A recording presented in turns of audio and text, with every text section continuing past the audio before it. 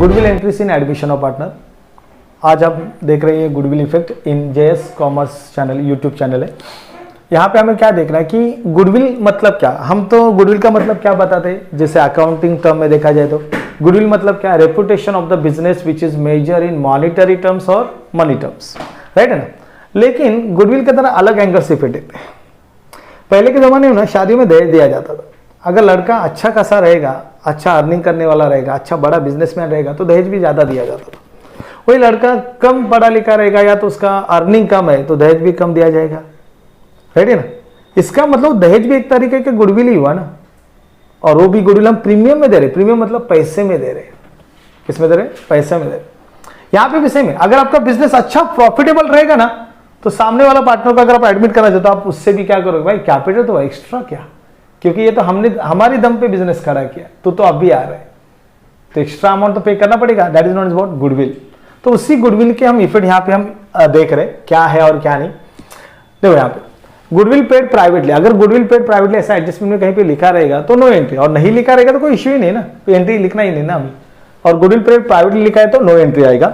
यहाँ पे देखो गुडविल को हमने दो मेथड में कैटेगराइज किया। एक goodwill given only in adjustment, मतलब गुडविल खाली एडजस्टमेंट में दिया है, और गुडविल बैलेंस शीट में भी दिया है, जो पहले से क्वेश्चन में बैलेंस शीट देता है जिसको हम ओल्ड बैलेंस शीट बोलते हैं, क्योंकि न्यू पार्टनर एडमिट होगा तो न्यू बैलेंस शीट बनेगी। तो उसके हिसाब से goodwill given only in adjustment, तो इसमें क्या लिखा है, गुडविल ब्रिंग इन कैश और पे, मतलब नया पार्टनर जो बंदा आ रहा है वो दहेज नहीं, सॉरी गुडविल लेके आ रहा है। क्या लेके आ रहा है? गुडविल। किस में लेके आ रहा है? कैश में या तो चेक में लेके आ रहा है। तो इसका मतलब हमें पैसा मिलेगा, मतलब कैश बैंक अकाउंट आपका इफेक्ट क्या रहेगा, डेबिट। लेकिन अगर हम मान के चलो हम कैश बैंक अकाउंट नहीं बना रहे, हम बैलेंस शीट में ही कैश लिख रहे हैं, तो आप इनर कॉलम में अमाउंट लिखोगे। उस समय क्या करना है, अगर आप कैश बैंक अकाउंट नहीं बना रहे हो, कैश बैंक में आप डायरेक्टली लिख रहे हैं, तो आपको याद रखना है यहाँ पे मैंने डेबिट लिखा है, इसका मतलब वो आपको इफेक्ट क्या करना है, ऐड करना है। क्या करना है? ऐड। और मैंने अगर क्रेडिट लिखा है कैश बैंक में तो इसका मतलब आपको क्या करना है, वो लेस करना है। ठीक है। अगर मैंने वो कैश बैंक अकाउंट आप नहीं बना रहे हो तो, और कैश बैंक अकाउंट बना रहे हो तो आपको कोई इश्यू है क्या? कोई इश्यू नहीं है। चलो उसके हिसाब से स्टार्ट करें। चलो यहाँ पे क्या बोला है, देखो goodwill goodwill bring in cash और पे, cash bank debit, capital account credit. कौन सा रेशियो? सैक्रिफाइस रेशियो में शो होगा। कौन से रेशियो में शो होगा? सैक्रिफाइस रेशियो में शो होगा। ये आपको यहाँ पे याद रखना है। चलो goodwill withdraw by old partner, मतलब गुडविल कैश में लेके आया लेकिन क्या किया, उसको विड्रॉ भी किया। चलो विड्रॉ के बारे में देखते हैं। विड्रॉ के लिए ध्यान रखना है कैपिटल अकाउंट डेबिट, लेकिन ये भी कौन से रेशियो में आएगा? Sacrifice ratio. और कैश बैंक में कहां पे? क्रेडिट, क्योंकि विड्रॉ किया मतलब उन्होंने बिजनेस से पैसा निकाल लिया, मतलब हमारा कैश बैलेंस क्या होगा? कम होगा, क्योंकि उन्होंने गुडविल का पैसा निकाल लिया है। निकाल लिया मतलब विड्रॉ किया। लेकिन एग्जामिनर ना कभी कभी थोड़ा सा अलग हटके रहता है। वो क्या लिखते हैं? Goodwill retained in the business.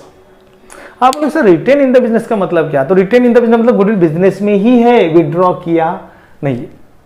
अगर एग्जामिनर बोल रहे हैं कि 60% goodwill retained in the business, तो आपको समझना है 60% गुडविल रिटेन किया मतलब 40% उन्होंने विड्रॉ किया है, क्योंकि एग्जामिनर कभी कभी विड्रॉ करके लिख के नहीं देता लेकिन रिटेन करके लिख के देता।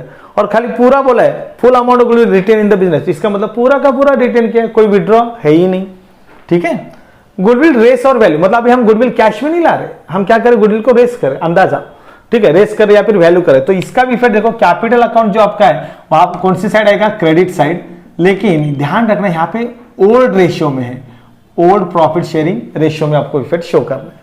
और दूसरा इफेक्ट तो एसेट्स है, तो यहाँ पे कोई रेशियो की बात है ही नहीं, डायरेक्ट आप एसेट्स में लिख सकते हो गुडविल, जो अमाउंट रहेगा वो। ठीक है। लेकिन बार बार डाउट आता है कि सैक्रिफाइस मतलब क्या। चलो एग्जाम्पल देखते हैं सैक्रिफाइस के लिए। यहाँ पे दो पार्टनर है, ए और बी, रेशियो इक्वल समझते हैं। कितना समझते हैं? इक्वल। और जो प्रॉफिट एज्यूम करते हैं हम 90,000 है। अगर ओल्ड पार्टनर्स और ये न्यू पार्टनर हमारा कौन सा एडमिट हुआ? सी। अभी क्या सिचुएशन में चेंज आ रहा है देखो, अगर 90,000 प्रॉफिट है तो दोनों को कितना मिलेगा? 45,000। वही अगर नया पार्टनर आ जाएगा तो वही रेशियो इक्वल तो रहेगा।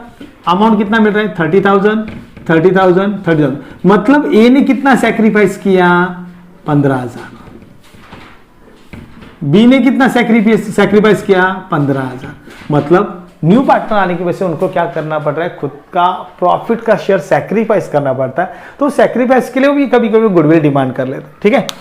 नेक्स्ट है आपका goodwill given in balance sheet. अगर गुडविल ऑलरेडी बैलेंस शीट में दिया हुआ है तो आपको ध्यान रखना है एडजस्टमेंट में क्या लिखा है। अगर एडजस्टमेंट में लिखा है गुडविल ब्रिंग इन कैश और पे, गुडविल ब्रिंग इन कैश और पे मतलब गुडविल बैलेंस शीट में भी दिया है ओल्ड वाले, और गुडविल ब्रिंग इन कैश और पे लिखा है, तो आपको ध्यान रखना है ओल्ड वाला जो बैलेंस शीट का गुडविल है उसको आपको रिटर्न ऑफ करना है। कौन से रेशियो में? Old ratio. कैपिटल अकाउंट कौन सी साइड? Debit side. ये आपको याद रखना है, इसमें गलती नहीं होनी चाहिए, ठीक है। आप बाद में बोले सर वो गुडविल ब्रिंग इन कैश का वो जैसा पहला यहाँ पे फिट था वैसा ही करना है, उसमें कोई चेंजेस नहीं है, ठीक है। उसके बाद अगर गुडविल ओल्ड बैलेंस शीट में ऑलरेडी दिया लेकिन एडजस्टमेंट में क्या लिखा है? गुडविल रेस और वैल्यू, रेस और वैल्यू, तो आपको ध्यान रखना है ओल्ड वाले बैलेंस शीट के गुडविल को एडजस्टमेंट के गुडविल के साथ वैल्यूएशन करना है। लिखना आपको बैलेंस शीट में ही, एसेट्स में लिखना है, लेकिन ध्यान क्या रखना है कि अगर गुडविल का वैल्यूएशन करने के बाद अगर अमाउंट बढ़ रहा है तो कितना बढ़ रहा है? अमाउंट बढ़ रहा है तो profit and loss adjustment account के क्रेडिट साइड लिखो, मतलब एप्रिसिएशन हुआ। अगर वैल्यूएशन के बाद गुडविल का अमाउंट कम हो रहा है तो आपको ध्यान रखना है कि वैल्यूएशन की कम हो रहा है मतलब डेप्रिसिएशन हुआ, मतलब आपको profit and loss adjustment account में आपको कहां पे लिखना है? डेबिट में लिखना है। कहां पे लिखना है? डेबिट। और ये कभी कभी प्रॉफिट एंड लॉस एडजस्टमेंट का दूसरा नाम भी है रीवैल्यूएशन अकाउंट। इस तरह से आप गुडविल की इफेक्ट्स भी आप क्या कर सकते हो? शो ऑफ कर सकते हो, और उसकी वजह से आप थोड़ा क्या हो ना बोल सकते हैं हम, आप थोड़ा सा आपके जो डाउट्स है वो क्लियर करने की कोशिश कर सकते हो। हाँ, लेकिन इसके लिए भी आपको प्रैक्टिस की जरूरत है। आप हर एक एडजस्टमेंट की इफेक्ट के ऊपर एक एक क्वेश्चन सॉल्व कर सकते हो, उसके हिसाब से आपका पूरा डाउट भी अपने आप क्लियर होते जाएगा। डायरेक्टली पढ़ोगे तो कोई मतलब नहीं, क्यों? आपका पढ़ना और उसको इंप्लीमेंट करना दोनों में डिफरेंस है। तो कोशिश करो वीडियो देखने के बाद हर एक एडजस्टमेंट के ऊपर एक एक क्वेश्चन सॉल्व करो, गुडविल का इफेक्ट किस तरह से किया है वो देखो, आपको इफेक्ट भी अच्छे से क्लियर हो जाएगा, ठीक है। मिलते हैं फिर नेक्स्ट वीडियो में, थैंक यू।